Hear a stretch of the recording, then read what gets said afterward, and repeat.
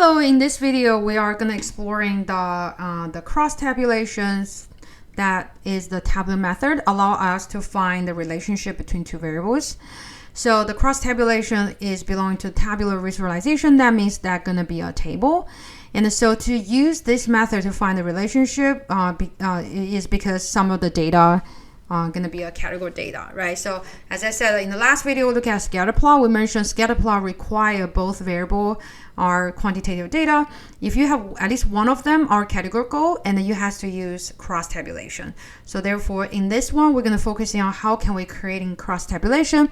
Again, to find the relationship between two variables.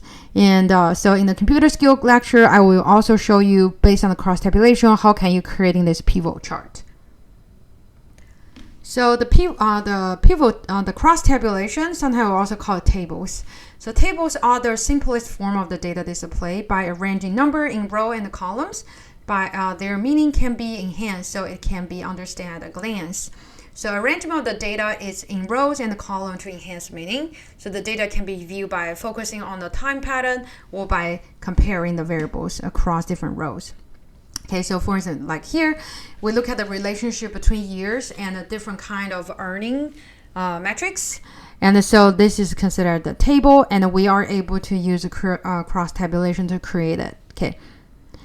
And so how can we create effective tables? Keep the table simple, consistent with its purpose, and for presentation, usually we try to round the digit to 3 or 4 so that we don't end up with giant long data. And so physical table layout should guide the eye toward the comparison you wish to emphasize. Space or shading may be used to separate row or column, so you don't need to really creating a lot of lines. So within a column, use a consistent number of the decimal digit, and the right justify or decimal line the data unless all field width are the same with the column. Okay, so now let's look at the computer. How can we creating those tables or cross tabulation?